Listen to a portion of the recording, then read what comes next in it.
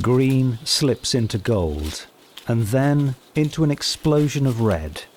Solanum lycopersicum, 2 meters high at most, wide as the span of 2 solid arms, and covered with glandular hairs, supporting what is no more than a berry. 1, 2, or 3. A cluster. Fiery, juicy, firm. The sepal tells us when the moment is right. Its grip loosens, tired from the weight it's carrying.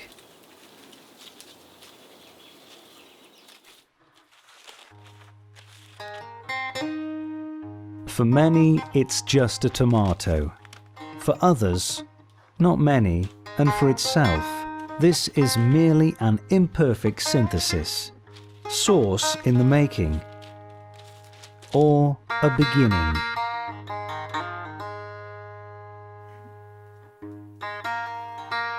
The cross-section, the geometry of its chambers and the symmetry of its structure, always the same time after time.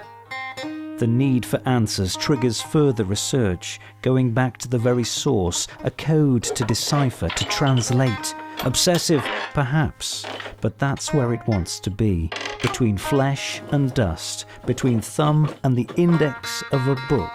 But it's just a plant, just. And so on, leaping through leaves, virtually becoming one with them, bent over as if begging them to reveal yet another secret, writing, correcting, adding, archiving, to make room for more. But no, was it not nature? Pressed, archived, faded and dried now, was it not life? What can be more destructive than archiving the living? Why do we need to find explanations for everything? Is it not a mystery to contemplate? But contemplation is inaction, and we need to move, turn over a new leaf, choose a new path.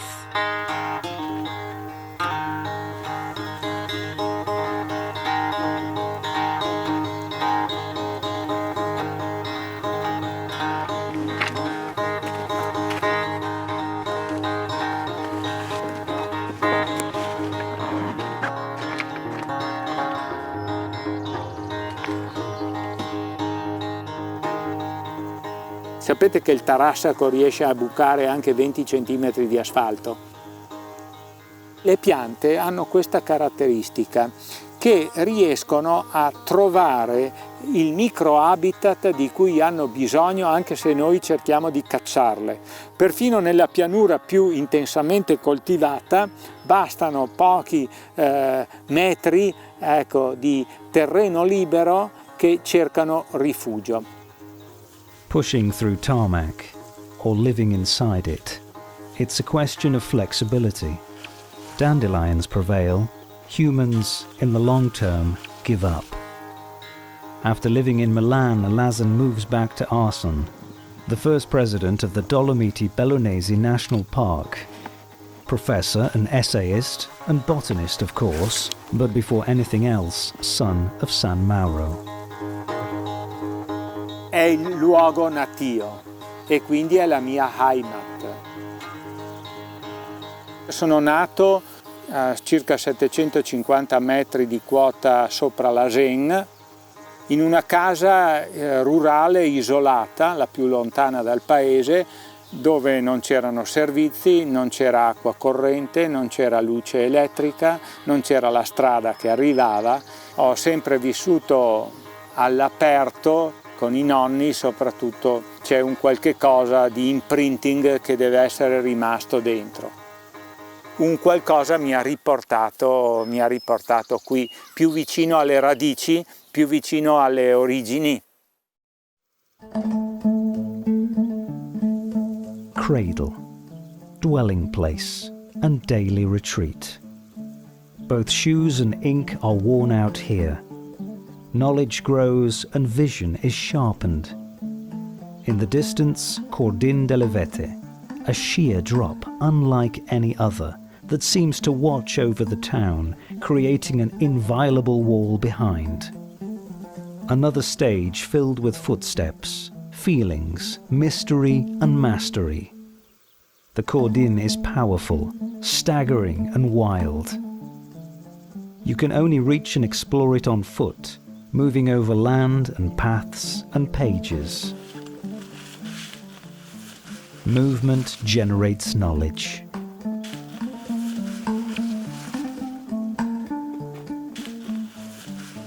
Tu come fai a descrivere un territorio, la sua evoluzione da ieri a domani, se non conosci i singoli elementi? E di fronte a una bella fioritura è bella e basta, è inutile che facciamo della scienza, però a me dice molto altro. A me piace essere dentro la natura, non mi piace contemplarla come un qualche cosa a parte. La vedo come espressione di tutto un mondo, di tutto un, chissà, misterioso, certamente questo sì, disegno complessivo in cui noi abbiamo contribuito a plasmare.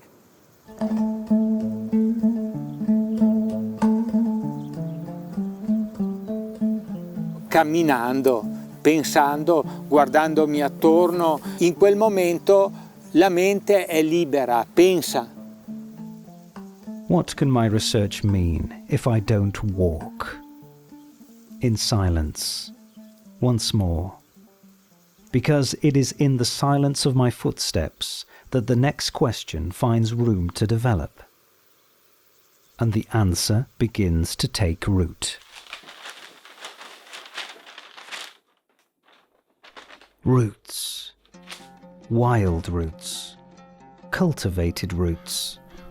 Because as well as all the learned Latinisms, there are also strong workers' hands, stretching towards the soil, hands which look at the earth after they have turned it, mistreated it, cared for it.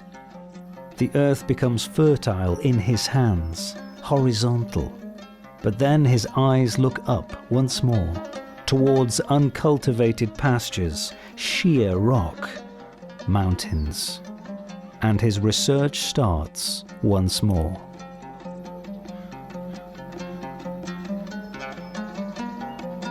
La montagna è l'ultima spiaggia per la salvezza della biodiversità. Per come sono ridotte le nostre pianure oggi è abbastanza da dimenticare. Quindi la montagna dà di più, c'è tutta una spiritualità della montagna. Si affondano le radici nella salita all'Oreb. La montagna diventa una meta, è la sede degli dei, no? È un qualcosa di sacro. Knowledge, knowing where to go, dedicating ourselves to a sense of otherness in order to grow closer to it. Research, knowledge, language, culture, and the realization we all come from the same soil. Green, red, brown, blue.